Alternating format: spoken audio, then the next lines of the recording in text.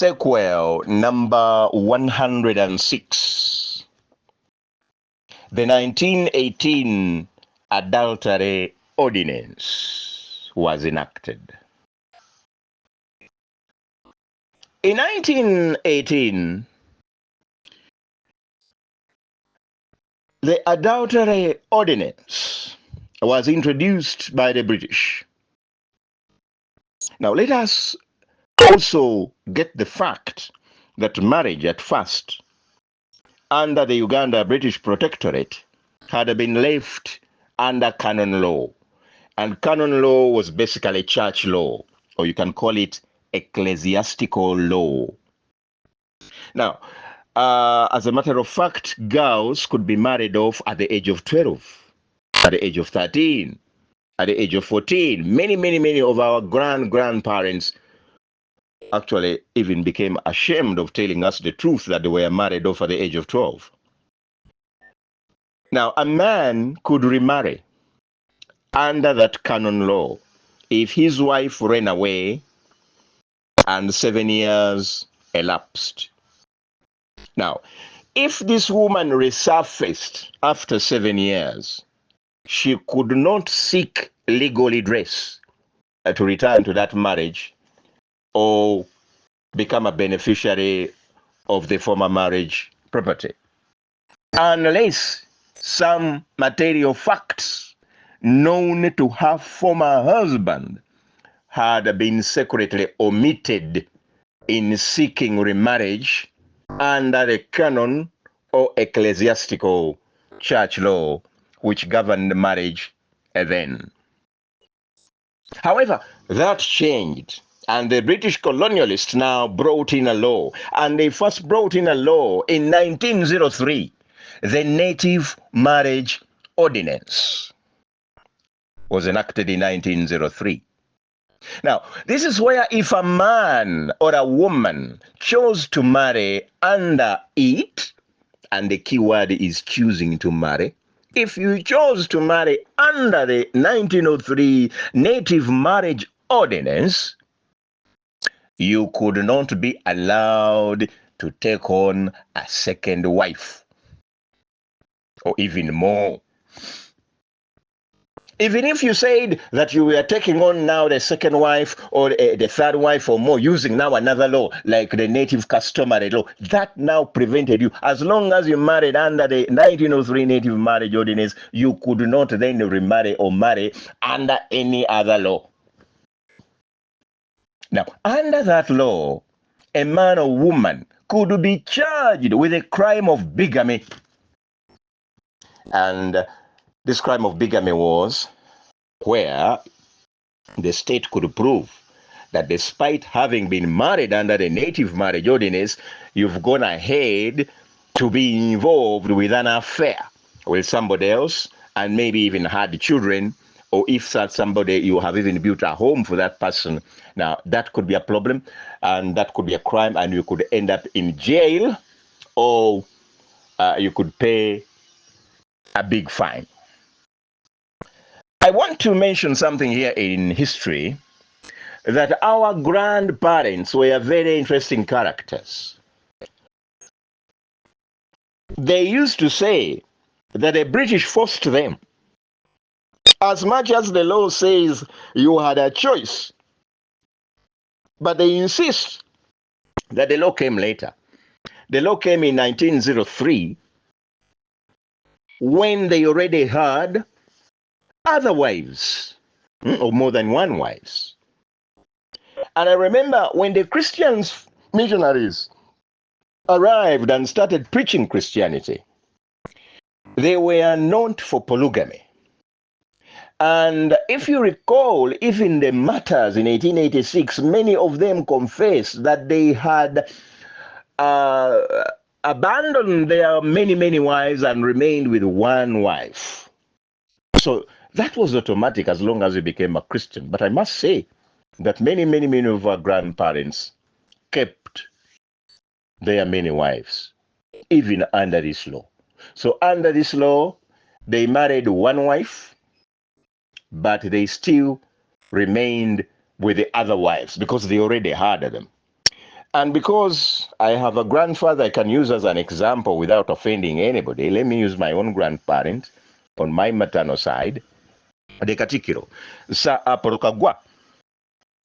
Sir Apollo Kaggwa officially married in church under the canon law or ecclesiastical law of that time in the 1890s, and he married Samari Kayaga Narongo in church. However, I must say that that marriage came later. Earlier on, Sir Apollo Kaggwa had one of my other grandparents called Lydia Nabugo, also a Narongo. Yes, this Apollo Kaggwa, I don't know, he had so many twins in all his women, or in the most of his wives. So Lydia Nabugo Narongo was the first wife. In fact, Lydia Nabugo Narongo is the mother of Apollo Kaggwa's first child, who was a daughter called Solome Katasi. Now, one would have expected that when he married Samari Kayaga, Sir Apollo Kaggwa, as far as the church instructions were concerned, was supposed to send away Lydia Nabugo. Now, that didn't happen. Sir Apollo Kaggwa kept Lydia Nabugo as a wife, somewhere hidden. She was no longer to enjoy company with him in public, but that was all. But in as far as remaining a wife and giving birth to more babies, that continued. But I won't say more. Let me stop it at that. Now, even after marrying Samari Kayaga, much later on, he also got a third wife called Leah Nagude. And Leah Nagude also made babies with Sir Apollo Kaggwa. So what am I proving here? That these are our great-grandparents. And yet, despite the fact that there was this ecclesiastical canon law, they simply played around the missionaries' eyes. But behind there, they kept their women. Behind there, they had their women. Now, what I know is that our parents, when they were born, they insisted that we didn't have to know their mothers. I think that was the rule. That was the protection that guarded people like Apollo Kaggwa from being exposed, that he had other wives other than the known official wife. And so, in 1918, the Native Adultery Ordinance was enacted, again by the colonialists. So there is already the ecclesiastical canon law, supported by the 1903 Native Marriage Ordinance, and now in 1918, the Native Adultery Ordinance is being enacted. There is no doubt that this one was to catch those ones who, as we are going to hear, the law was addressing. How? That this is where a man or a woman could be charged in a court of law for cohabiting or for having a love affair with a person who was not his partner. And especially if that other person who is not his partner was already married under the 1903 Native Marriage Ordinance. You realize that the law didn't talk about the canon law, yeah? Because now this was a civil law, and canon law, it's church law, it's ecclesiastical law, it's church law. As much as it is there, but it is church. Now, this one was civil.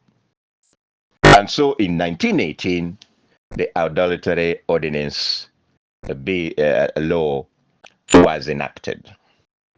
And now, in 1951, many years later, the first high-level case involved a native called Jolejo Chiwanuka. Of course, I won't give the details. And he was actually put to jail. He was able to appeal in the higher courts, saying that as much as he was guilty, the penalty was so punitive, and he sought the higher court, to reduce the punitive penalty, and the higher court agreed, and so he paid a huge fine, but he did not go to jail. Now, earlier on, before the Jolejo case, there was another very high-profile individual who I'm not going to mention by name, who also was charged in the High Court in Kampala under the 1918 Native Adultery Ordinance for cohabiting with a woman who was already married under the 1903 Native Marriage Ordinance. And now, this was supposed to be a sensation had it gone out into the world to hear. And so, very quickly, the elders of the kingdom met. They agreed with the aggrieved husband, and they agreed with the man who was cohabiting, and the whole case was sorted out of court. Now, you're going to wonder, how can a criminal case be sorted out of court? Well, I also don't know, but that is what the records show, that it was sorted out of court. And this man, the high-profile individual, could not be taken to court. And there, of course, money was involved, money exchanged. The aggrieved man got a few scholarships to Nairobi, to the United States of America. He came back very well learned, and on arrival started publishing books, including the first Uganda English dictionary and many other literature books, and blah, blah, blah, blah. And he became a very important personality in our kingdom. But I will not mention names. I just wanted to make you aware that these things had happened earlier in the native Anglican Church history, because all these individuals I'm talking about, Apollo Kaggwa, Jolejo Chiwanuka, and this very high-profile man who cohabited with a married woman, the married woman herself, the aggrieved husband, we are all of the native Anglican Church. And what does this show to us as we celebrate 150 years of the native Anglican Church? Is that this problem of adultery is one sin that seems to have defeated the native Anglican Church of Uganda, and now the Church of Uganda. Because remember, in 1960, we ceased to be native Anglican, and we took on the province of the Church of Uganda. We seem to fall off very badly when it comes to adultery. And so if we are celebrating 150 years of our church, and we want to recognize one of the fundamental failures of our faith, it has been in regard to adultery. That is sequel 106. May the good Lord bless us all.